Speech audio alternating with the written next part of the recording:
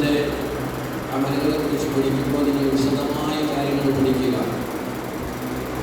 ഞാൻ പറഞ്ഞ ഈ 5, 10 കാര്യങ്ങൾ ഓർമ്മ വയ്ക്കുക. ഈ 10 കാര്യങ്ങൾ നിർബന്ധമായി അനുഷ്ഠിക്കേണ്ട കാര്യങ്ങളാണ്. ഈ 10 കാര്യങ്ങൾ: ഇഹ്റാം, അറഫ, തവാഫ്, സഅയ്, മുടി നീക്കം ചെയ്യൽ. ഇത് 5 ഫർളുകളാണ്. ഈ 5 ഫർളുകൾക്ക് പുറമെ വാജിബായ 5 കാര്യങ്ങൾ: മുസ്ദലിഫയിൽ രാത്രി താമസിക്കുക, ജംറാത്തുകളിൽ കല്ലെറിയുക, മിനായുടെ ദിവസങ്ങളിൽ രാത്രി അവിടെ കഴിഞ്ഞുകൂടുക, അതേപോലെ വിദാഇന്റെ തവാഫ് ചെയ്യുക. അവസാനം നേരിട്ട് പോകുമ്പോൾ ഹജ്ജിന് ഇഹ്റാം ചെയ്തുകൊണ്ടാണ് നാട്ടിൽ പോകേണ്ടതെങ്കിൽ അങ്ങനെ ആരുടെയെങ്കിലും ഫ്ലൈറ്റ് ഷെഡ്യൂൾ വന്നു കഴിഞ്ഞാൽ അവർ മീഖാത്തിൽ നിന്ന് തന്നെ ഇഹ്റാം ചെയ്യുക. ഉംറയ്ക്ക് പോകുമ്പോൾ മീഖാത്തിൽ ഇഹ്റാം ചെയ്യാൻ വേണ്ടി ശ്രമിക്കുക. ഉംറയുടെയും കർമ്മങ്ങൾ ഇത് തന്നെയാണ്. ഈ 5-ൽ നിന്ന് 4 കർമ്മങ്ങളാണ് ഉംറയിൽ നിർബന്ധമായി നിർവഹിക്കേണ്ടത്. നാട്ടിൽ നിന്ന് പോകുമ്പോൾ ഉംറയ്ക്ക് ഇഹ്റാം ചെയ്യുന്നതായിരിക്കും. പോകുന്നത് മിക്കവാറും യാത്ര മക്കത്ത് മുക്കറമയിലേക്കാണ്, മദീനയിലേക്കല്ല എങ്കിൽ. അങ്ങനെയാണെങ്കിൽ ഇഹ്റാം ചെയ്യുക. ആ ഇഹ്റാം ചെയ്യുന്നത് മീഖാത്തിൽ എത്തുന്നതിന് മുമ്പോ അതിന് മീഖാത്തിൽ എത്തിയിട്ടോ അല്ലെങ്കിൽ അതിന് മുമ്പോ ആവുക.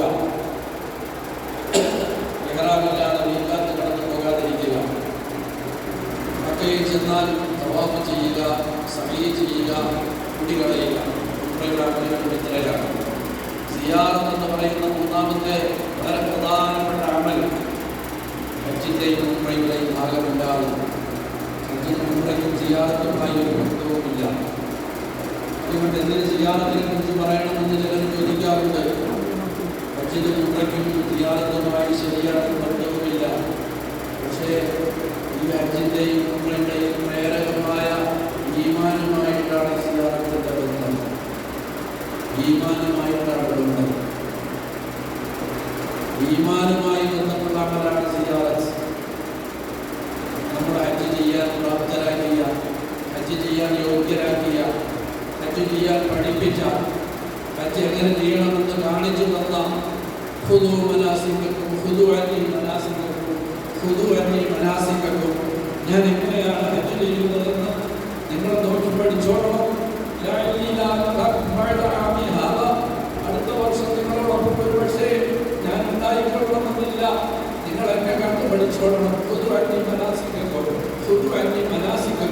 ഹജ്ജിന്റെ അമലുകൾ എന്നെല്ലാം കണ്ടു പഠിച്ചോളണം എന്ന് റസൂലുള്ളാഹി സ്വല്ലല്ലാഹു അലൈഹി വസല്ലം തങ്ങൾ സഹാബത്തുൽ കിറാമിനോട് പറഞ്ഞിരുന്നു. അവർ പഠിച്ച ആ ഹജ്ജാണ് ഇന്ന് ലോകത്ത് നിലനിൽക്കുന്ന ഹജ്ജ്.